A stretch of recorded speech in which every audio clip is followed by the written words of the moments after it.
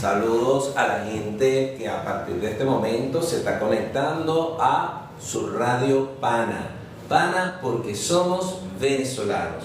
Estamos con un programa especialísimo de En Primera Fila a través de las redes sociales, a través del Instagram, también a través del TikTok y a través de el Facebook.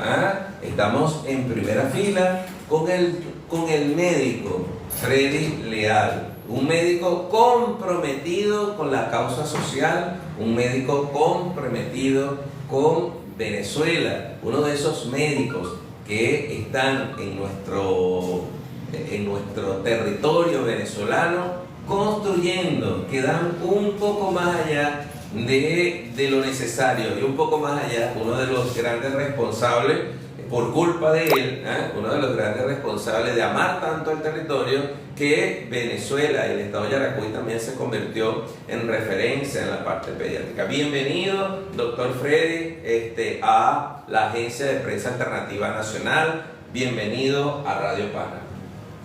Estamos ya listos, ¿verdad?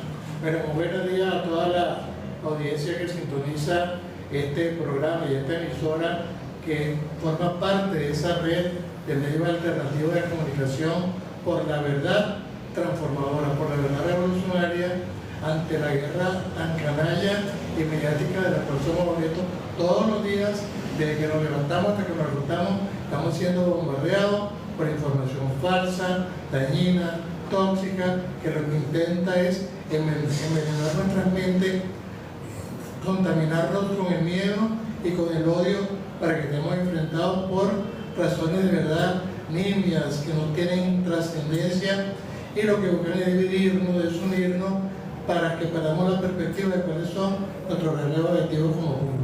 Bueno, mire, precisamente el día de ayer estuve por allí viendo las conclusiones de la CELAC, ¿no? Hablando de esa campaña canalla, ¿no? Y hubo dos representantes de dos países poniendo esos gobiernos muy arrastraditos, muy, ¿cómo es que decía? Creo que era Benito Juárez que decía, ¿no? Era un líder mexicano que decía: tú verás si quieres ser águila o quieres ser, ¿cómo se llama? Un gusano, ¿no? Vuela, tú verás, esa es tu decisión, ser un águila o ser un gusano. Pero luego ser un gusano, no te quejes de que te pisen, ¿no? Que te aplasten, claro. Que te aplasten. Entonces resulta dos gobiernos, más que no países, dos gobiernos, ¿no? Con representantes Paraguay y Argentina, ¿no? Pretendieron decir que, bueno, ellos que no estaban de acuerdo con la decisión de la CELAC, que fue, bueno, el consenso de casi todos los compañeros países, ¿verdad? Y con sus pueblos, ¿no? Pero es esa campañita, pues. Pero me gustaría conversar con usted la importancia, ya que usted está bastante vinculado al sector salud, la importancia de un país tener un sistema público de salud. Mira, la diferencia, Gilmer, lo hemos podido demostrar y comprobar de 1999 hasta la presente fecha, que ha sido el proceso histórico de transformación genuino de la concepción de la salud pública en Venezuela. Porque debemos recordar que fue tras la victoria del comandante Hugo Chávez Frías en 1998 y la posterior aparición de nuestra bolivariana Constitución de la República en diciembre de 1999, cuando aparece todo un manojo de leyes orientadas al buen vivir, a la plena felicidad de nuestro pueblo, y entre ellos los aspectos que se tocó con más profundidad y con mayor alcance fue el tema de la salud.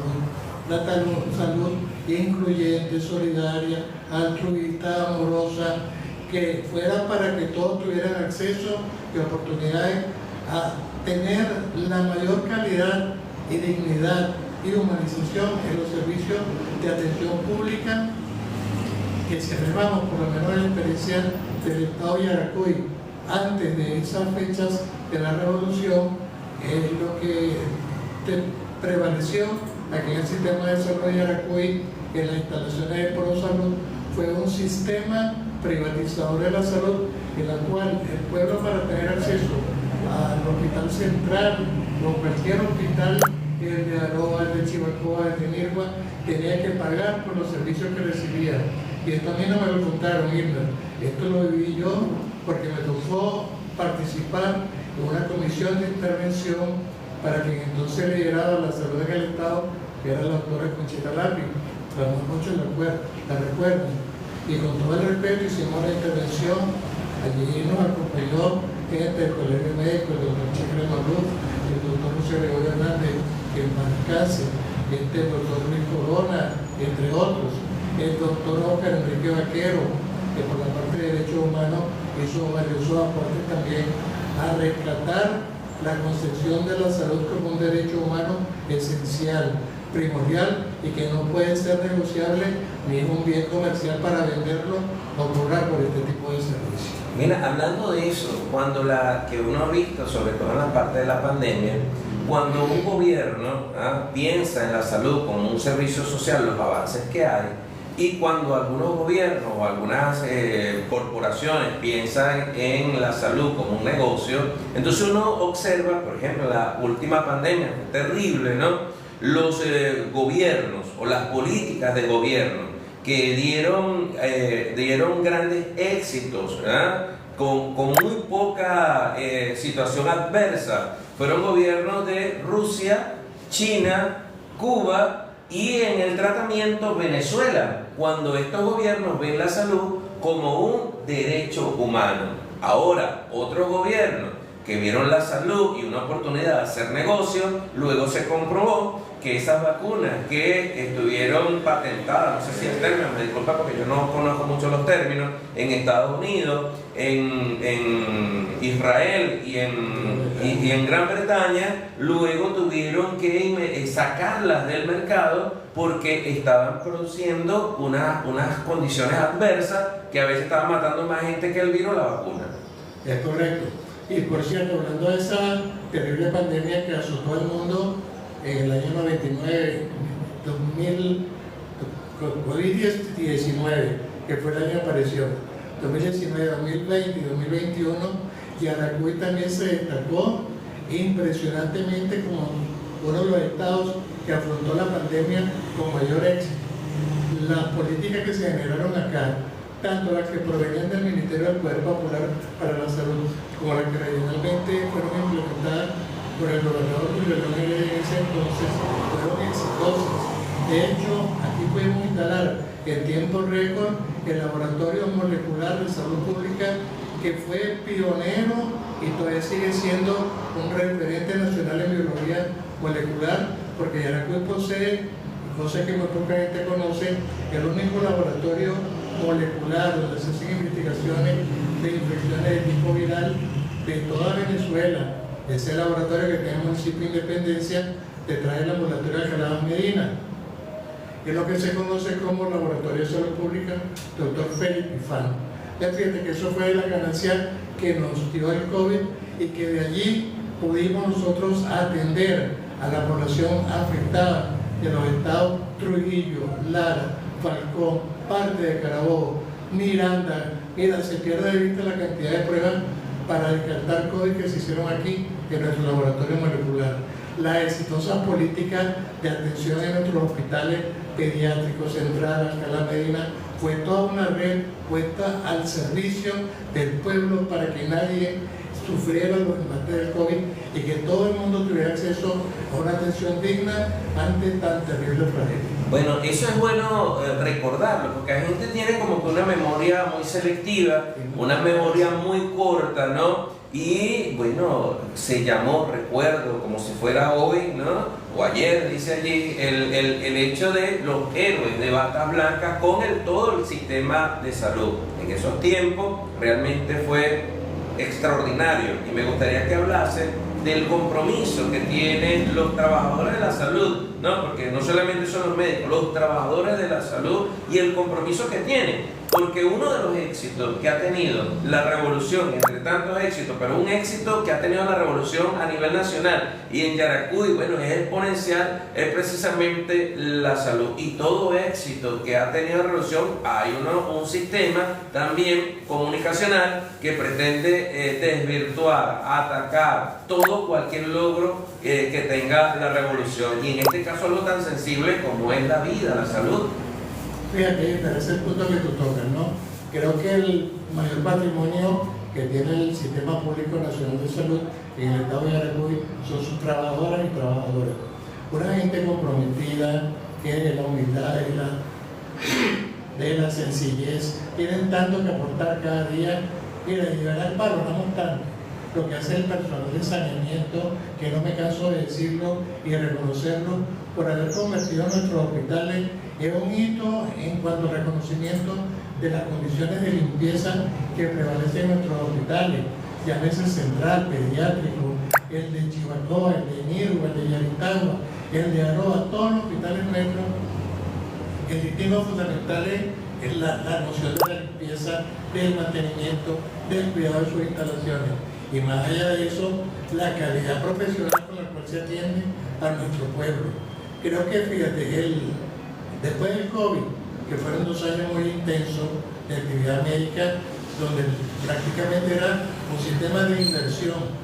Eso de la bata blanca, tiene mucho que ver con que la gente agarraba guardia, por decir de este lunes, y quedan confinados en el hospital, donde estuviera de guardia hasta la semana siguiente. Si era una entrega total, protegiéndose con su equipo de protección personal, exponiendo su vida, porque bueno, todavía estaba trabajando con pacientes infectados por COVID, como por cualquier otra enfermedad transmisible, que obviamente que corre el riesgo de contagiarse de ella. Y la gente hizo un ejercicio de humanismo, de solidaridad, de amor hacia el enfermo que se pierde de vista. Después de eso, fíjate, nos quedó un sistema de salud bastante estropeado, porque la cantidad de pacientes que estábamos en la obligación de atender se sobrepasaba la capacidad física de atención. Y en el momento, doctor, que era el momento donde se había apreciado aún más el bloqueo contra Venezuela, las sanciones, que decían bloquear completamente todo, hasta las vacunas. Y por una parte, fue hasta bueno que hubiesen bloqueado esas vacunas, que luego fueron las vacunas matasanos de los ingleses y de los americanos. De los estadounidenses, perdón. Ahí demostramos que estos tiempos de crisis nos ofrecen enormes oportunidades para crecer y superar estas dificultades. Nosotros de verdad casi que con las uñas confrontamos la pandemia y la derrotamos. Eficientemente salimos adelante y tuvimos uno de los mayores índices de recuperación de enfermos. Nuestra mortalidad respecto a otras ciudades, a otros países, incluso fue muchísimo menor.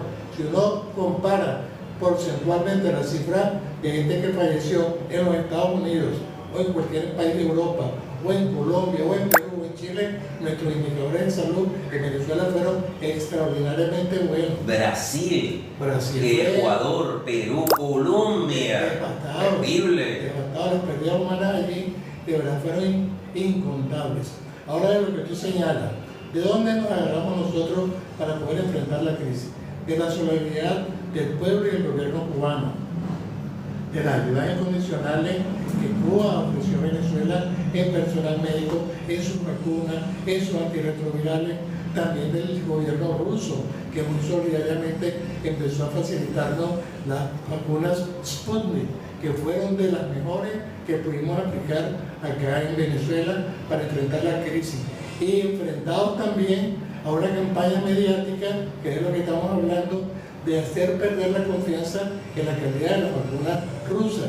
Y al contrario, nuestros indicadores demostraron fehacientemente la calidad y la cualidad de la vacuna para combatir el COVID y para no generar efectos secundarios poco a poco. Mira, y nos dimos este gusto sabroso, ¿no? De, mira, colocar la vacuna Sputnik para el adulto mayor, ¿no? La vacuna china y la china para el adulto contemporáneo, joven, y la cubana para los niños. Y Venezuela se incorporó con las gotitas milagrosas José Gregorio Hernández, porque es medicina también natural. Fue un esfuerzo de verdad mancomunado que hicimos entre todos y todas, que no tuvo un paciente enfermo de COVID. Y muchos de nosotros sufrimos el dolor de la pérdida de un familiar. A mí me dio como 5 veces el COVID. A mí me dio también muchas veces, igual que a mi esposa. Bueno, afortunadamente aquí seguimos, pero también tuvimos pérdidas de vida de familiares muy dolorosas y muy lamentables, pero la pandemia pudo haber hecho estragos muchísimo mayor de lo que realmente padecimos. Lo que te quería decir, Gilbert, es que trayectoria tiene un proceso de recuperación de todo el sistema público nacional y el gobernador Julio León en ese entonces hizo los mayores esfuerzos por recuperar la infraestructura, la planta física y los equipamientos de los hospitales. Por decirte algo, ahí en el Hospital Central aún estamos en esa guerra por recuperar espacio para la salud del pueblo. Pero fíjate, levantamos la cocina del hospital, la emergencia completa. La sala de espera de la emergencia. La sala de espera humanizada, de verdad un trato digno a los pacientes. 8 quirófanos allí, de los cuales 4 están dispuestos para atender todas las emergencias. Y quiero que antes de que terminemos el programa, toquemos el tema de la emergencia que se ha convertido en una pandemia producto de los accidentes que están involucrados y puntualizados. Dicen que hay una sala de motoshop, que dicen por ahí. Sí, ya no es traumachoc, sino motoshop. Pero de eso vamos a tocarlo más adelante. Les quería seguir hablando del tema de la recuperación de la infraestructura y la capacidad resolutiva de nuestros hospitales. Ya tenemos 9 quirófanos operativos. 9 quirófanos son bastantes para los sistemas de salud como el que tenemos aquí en Yaracuy.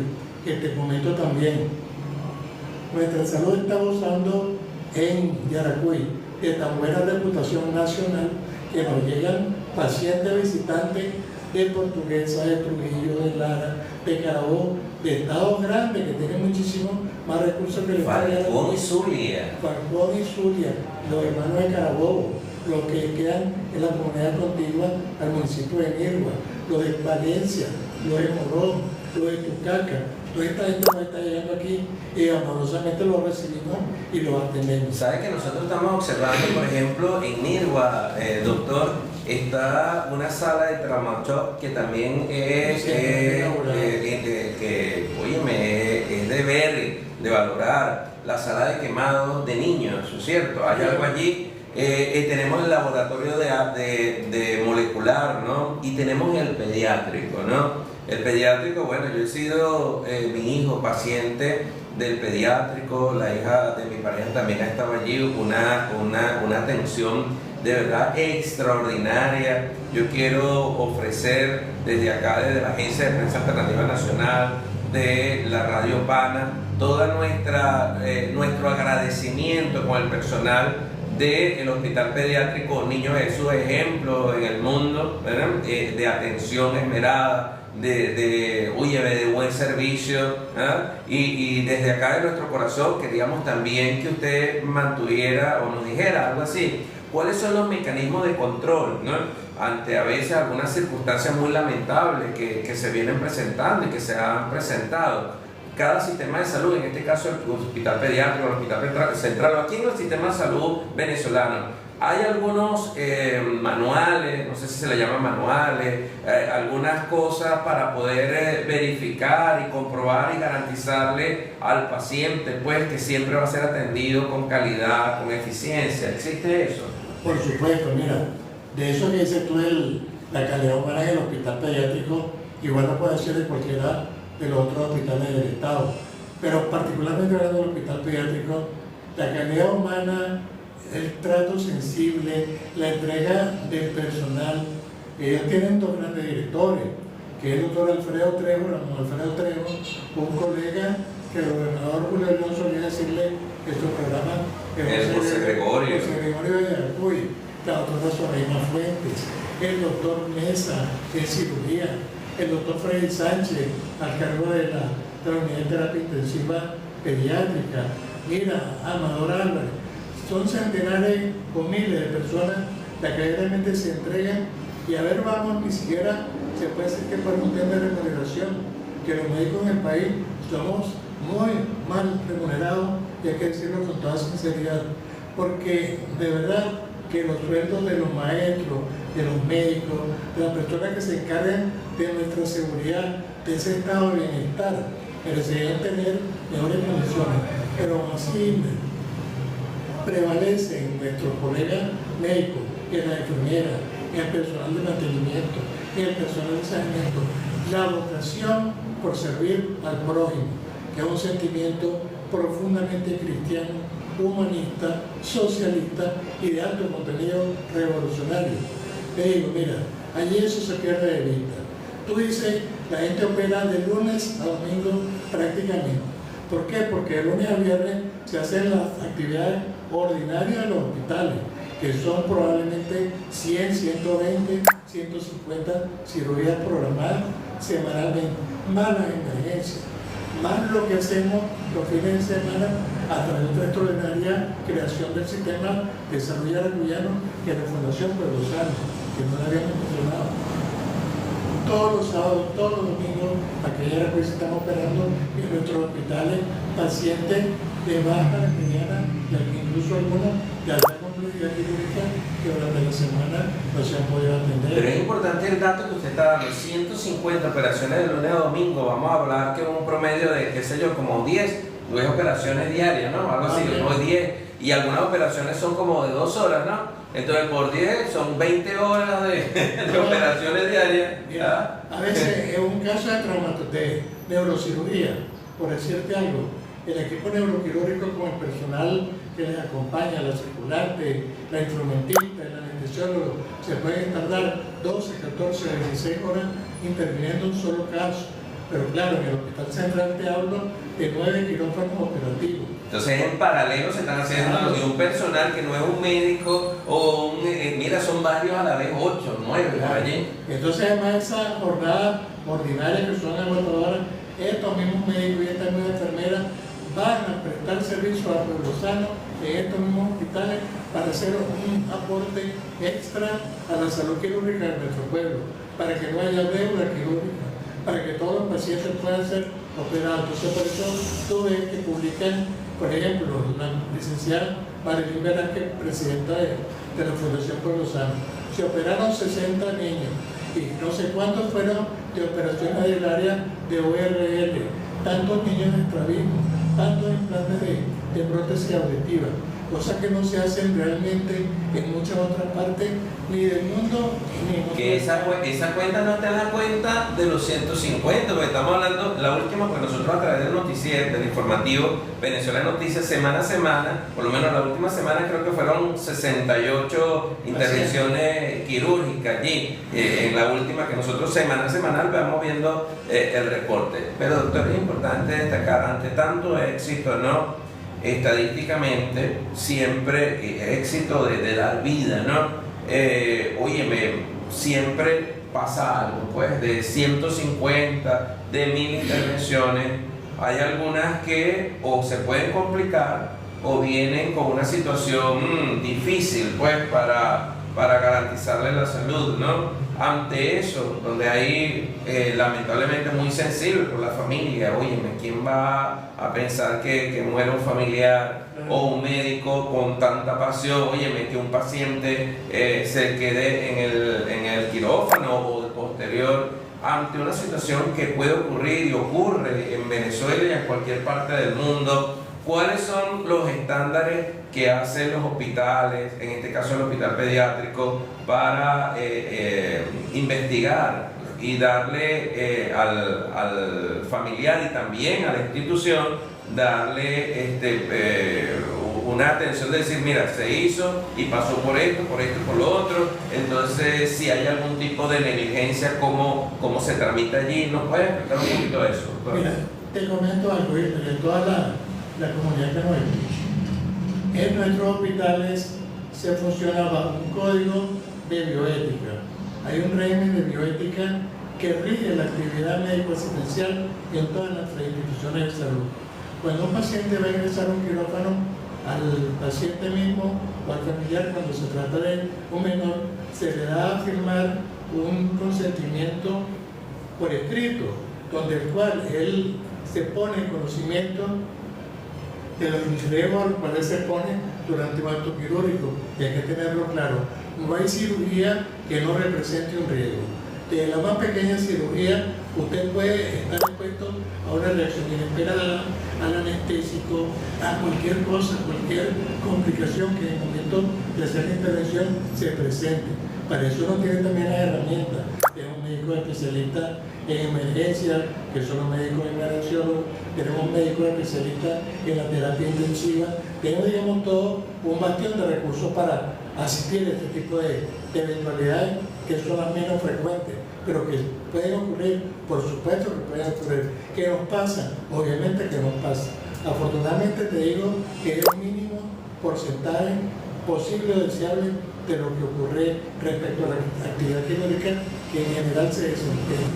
Ahora bien, cuando esto ocurre, para tranquilidad de todos los pacientes y de sus familiares, también existe una comisión de auditoría médica de los casos. Existe el sistema de vigilancia epidemiológica que funciona para establecer la causa real por la cual un paciente falleció. Estamos en capacidad de determinar con la autopsia, con la biopsia, con recursos médicos inclusive que van más allá de la vida del paciente para seguir investigando exhaustivo y pormenorizadamente las razones por las cuales un paciente fallece dentro de un hospital. Y las investigaciones siempre están abiertas. Cualquier usuario o usuaria que se sienta vulnerado o afectado por el resultado de una intervención quirúrgica está en pleno derecho constitucional y legal de acudir a los medios pertinentes para hacer sus denuncias y para solicitar sus investigaciones. Para eso realmente nosotros estamos preparados y eso es un acto transparente. Tú bien lo decías, a nadie le va a gustar que un paciente que entró al hospital en búsqueda de recuperar la salud fallezca en algún momento en alguna intervención y tiene el legítimo derecho a reclamar y a pedir explicaciones. Y nosotros estamos obligados a dar esa explicación. Entonces quiero con esto reiterar nuestro compromiso con la salud y con la vida por encima de la tristeza y la muerte. Bueno, yo quiero también sumarme a este mensaje, el hecho de que a veces, ¿no? Como dice que todo venezolano tiene a través de nuestras distintas legislaciones el derecho, ¿no?, de conocer de cuáles son las eventualidades que se puedan presentar y si se siente insatisfecho con una atención, hay todo un mecanismo para denunciar lo que haya que ser denunciado. Pues yo creo que sí es importante que ir a los canales regulares, ¿no? Porque a veces se utilizan los medios de una manera muy irresponsable, y a gente aprovechando el sufrimiento de una familia para no solidarizarse con la familia. A veces lo hacen por ese odio que tiene a un sistema exitoso de salud y aprovechan circunstancias para destilar todo ese veneno.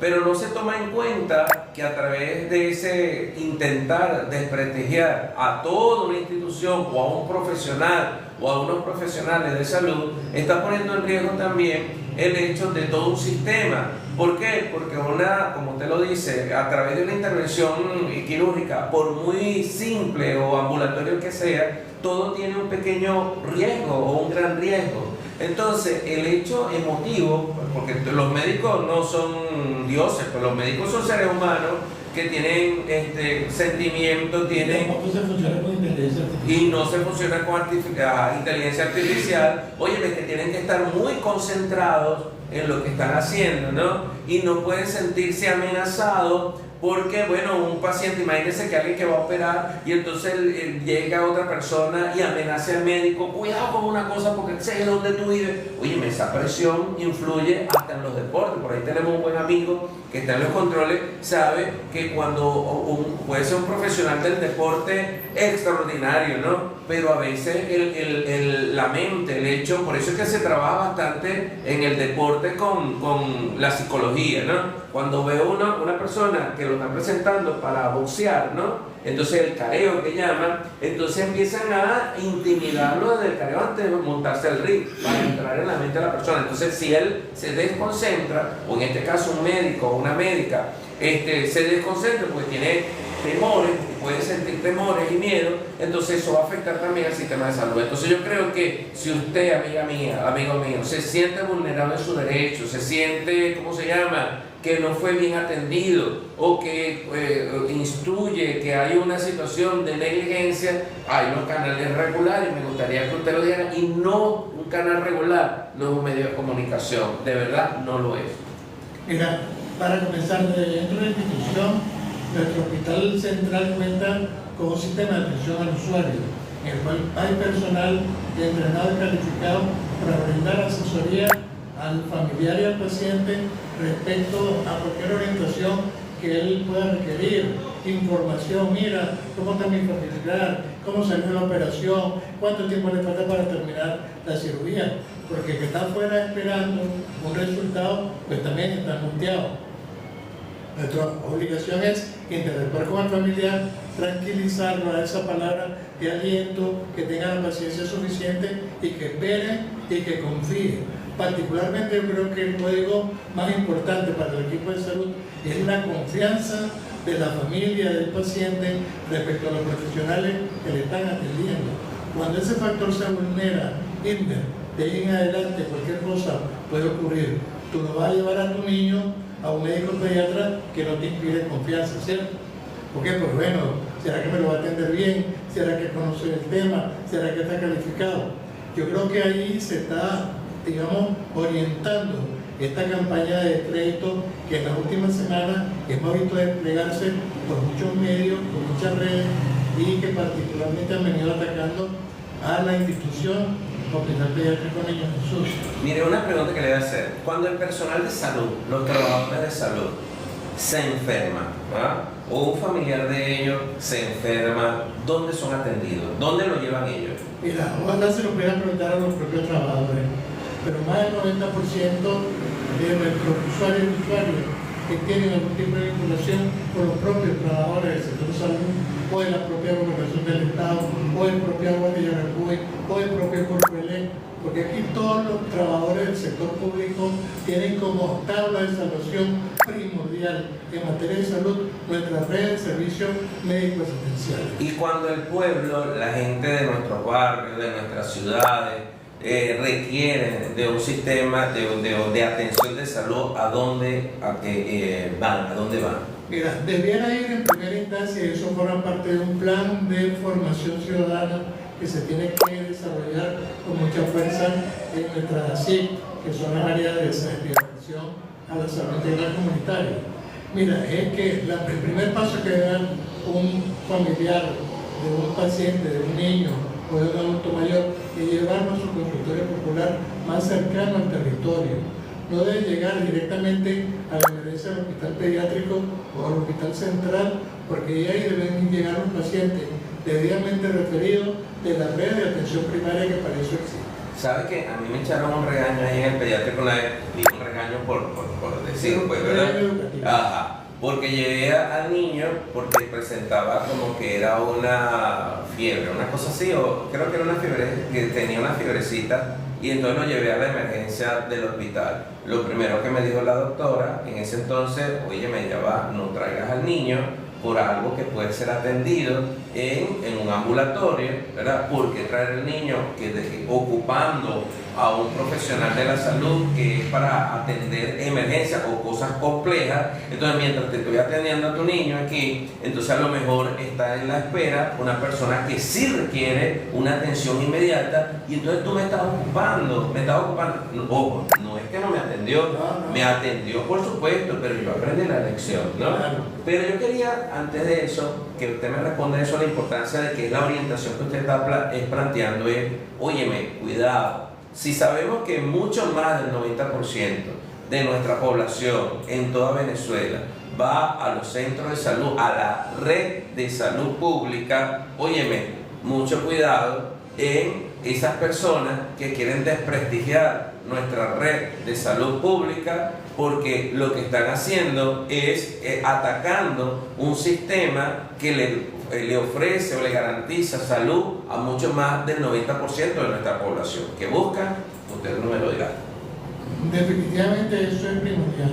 Creo que la guerra mediática que se vive actualmente en contra del sistema público de salud de Yaracuy tiene un objetivo muy claro, que es que la población en general pierda la confianza en sus instituciones. Y eso hace muchos años, porque te repito, Hilbert, la gente tiene que ir con plena confianza al hospital donde saben que están los profesionales de la salud, que están capacitados en calidad profesional, humana y ética para dar solución a los problemas que presentan. Ahora, ese régimen de zozobra, de generar miedo, de generar duda, está creando un sistema de terror donde de pronto, bueno, eso es que el hospital de la muerte, una cosa esa que de verdad es tan retorcida la mente que es capaz de plantear eso y exponer a profesionales y instituciones al escarnio público prácticamente. Mire, doctor, vamos a decir nuestro operador de guardia para ver si hay alguna pregunta en el Instagram, para que nos haga el favor de anotarla, en el TikTok o en el Facebook, porque a lo mejor hay gente que está escribiendo allí. Vamos a ver si hay una pregunta allí por ahí para hacérsela ahí, porque estamos transmitiendo a través de Radio Pana, a través de la Agencia de Prensa Alternativa Nacional. Tenemos nuestros buenos amigos, me están diciendo, me informó el compañero Parada del estado Lara, que en Carola, en Barquisimeto, van a retransmitir este programa en diferido.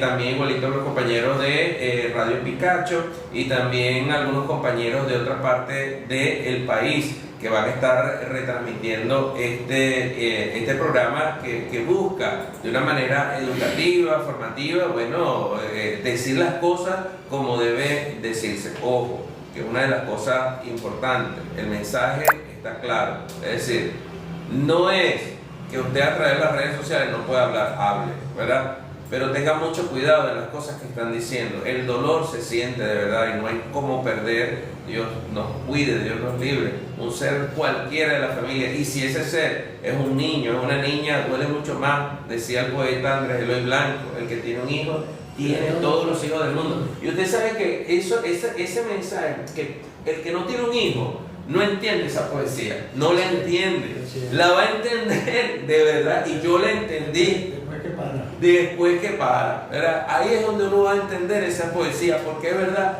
porque el sufrimiento de un niño uno ve ahí reflejado a su hijo o a su hija, ¿cierto? Entonces la idea es que, óyeme, hay un sistema muy importante en Venezuela, que las personas que se han ido de Venezuela lo han entendido, que no es igual estar en Venezuela en cualquier otro país del mundo, que uno sabe que va a ser atendido y que esos médicos y esas médicas y ese personal de salud va a hacer todo lo que esté a su alcance para darle salud. Por supuesto hay eventualidades, hay algunas cosas, hay personas que a veces, oye, por alguna circunstancia puede que traten mal a alguien, pero ante esa circunstancia hay un mecanismo, que lo dijo el doctor Freddy Leal, hay todo ¿cómo es que le llaman eso? Un sistema de vigilancia permanente, y está un código de ética del personal docente, porque acuérdense algo, es como el docente, ¿no? En mi caso, claro, no con la... Hay responsabilidad también, yo como periodista, vamos a poner las dos profesiones que tengo, un docente universitario y periodista.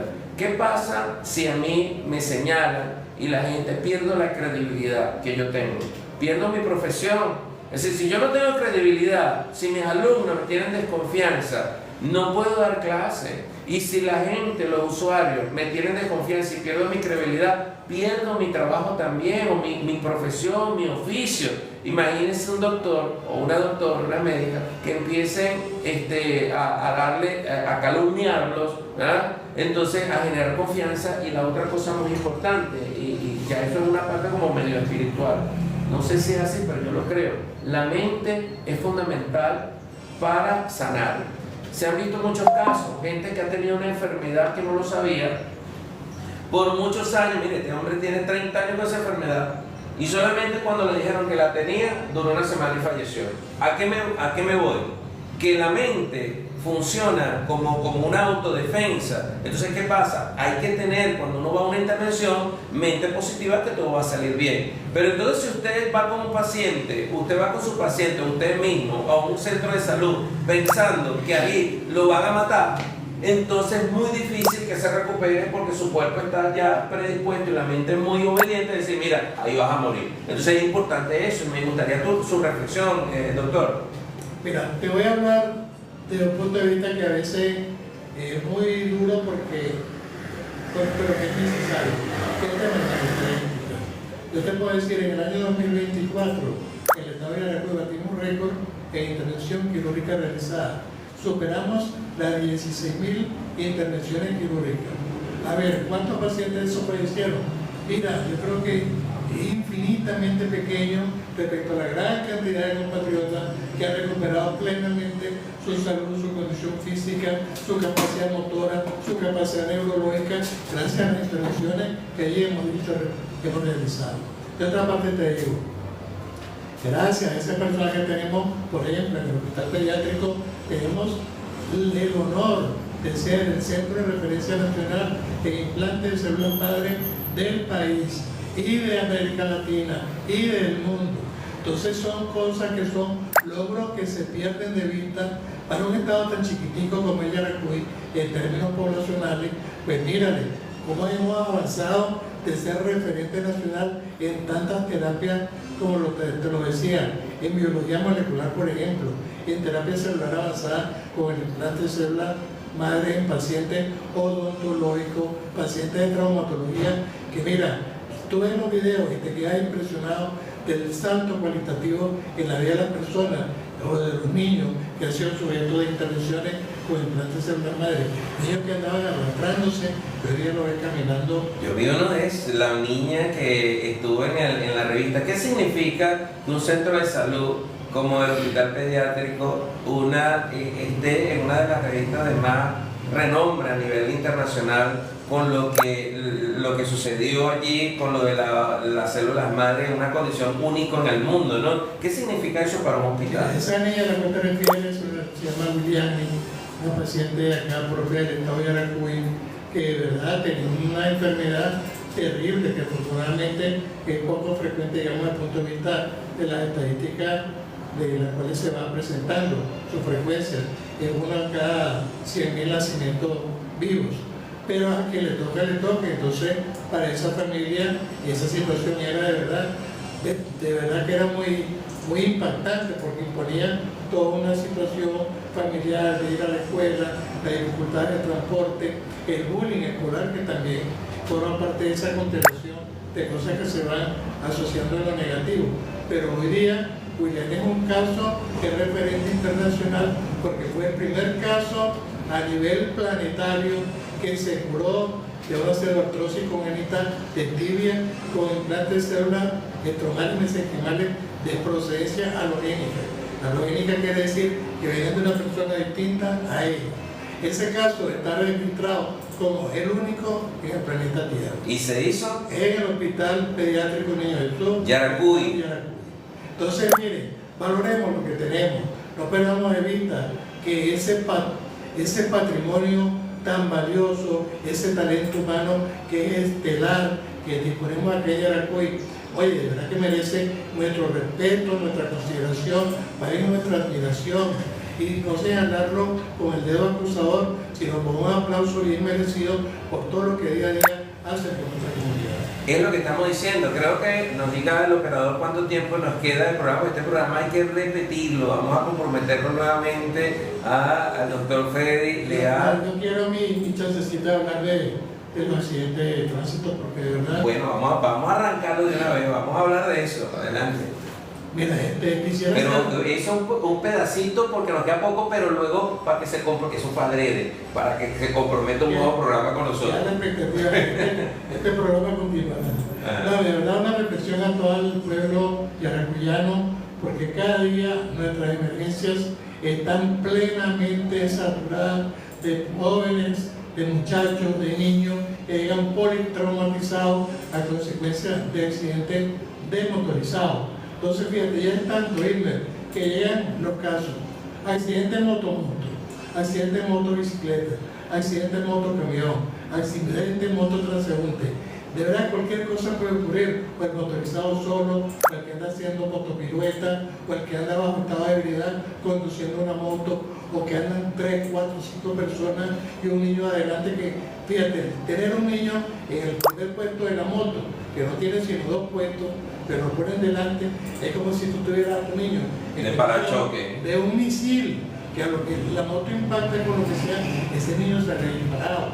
Y la contextura anatómica de un niño es sumamente frágil. Sus huesos no están para soportar ese tipo de traumatismo, ni un adulto tampoco. La cantidad de pérdidas. Y uno piensa que ahí está más protegido, mira. No, al contrario. Hay que estar atrás entonces. De hecho, fíjate, la regulación Internacional en materia de mototránsito establece que no pueden ir en motos niños menores de 9 años y todo motorizado tiene que andar con un casco adecuado. Esos cascos de plástico o ponerse la cachucha de béisbol y tal, eso no protege nada. A lo que tú te golpeas con el pavimento, con una cera, con un brocal, el cráneo es sumamente frágil. El cráneo, para que tengas una idea, se mueve sobre una esfera líquida, no está contenido, sino nadie lo sostiene, sino que él anda como flotando. A lo que tú impactas con algo, por supuesto que el traumatismo hay que esperar las condiciones de las repercusiones que eso va a quedar sobre tu humanidad. Eso es un llamado también a las empresas que venden motos, porque lo que entregan precisamente son esos cascos. Y la gente cree que son los cascos que están... protegen la vida. Y la otra cosa que los muchachos hoy día creen que al montarse en la moto ya tienen como superpoderes. Entonces, voy a buscar el casco porque es uno de los cascos que yo tengo. Yo lo voy a buscar. Sigue hablando allí. De verdad que es un exhorto a todos los motorizados, que a todos los respetamos, a todos los queremos, sabemos que es un medio de transporte económico. No protege nada. No protege nada. Tiene que ser un casco. Y es el que entrega por allí. Ando con este casco y resulta que no protege nada. Claro, lo puse al revés, ya ahí me di cuenta la broma. Ok. Aquí está. Esto no protege nada, este casco no protege nada. Te quería decir esto por lo siguiente. Hay guardias donde tenemos hasta 13 pacientes en trauma shock consecuencia de accidentes de tránsito. Entonces son 7 u 8 que van a quirófano, pero están saturando la capacidad operativa y funcional de nuestros hospitales solo para atender pacientes traumatizados. Porque está utilizando lo que se llama, que es para otro tipo de operaciones, lo que es anestesia, lo que es material hasta de sangre y otras cosas. Esos materiales son sumamente costosos. De hecho, fíjate, el gobernador del estado de La Guaira implementó un paquete de medidas para controlar el tema de los accidentes automovilísticos, particularmente a los motorizados.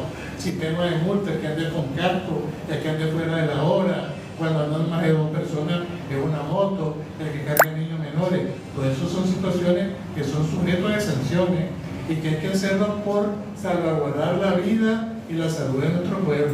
Bueno, doctor Leal, Freddy, primero 2 cosas. Lo invitamos para un nuevo programa, pero le voy a hacer otra invitación, ¿no? Está disponible, cuadramos con nuestra parrilla. Si quiere, haga un programa semanal aquí de 1 hora, según su disponibilidad. Ahorita al terminar el programa lo voy a poner aquí a comprometerlo. Estamos dispuestos para que usted y el equipo que lo acompaña siempre puedan hacer un programa también reflexivo para el sistema de salud. Me parece muy buena tu propuesta y de hecho creo que no solo yo, hay muchos médicos que pudieran hacer presencia en este programa y en esta emisora PANA, que es un espacio para que el pueblo esté bien informado realmente, con información veraz, objetiva y oportuna.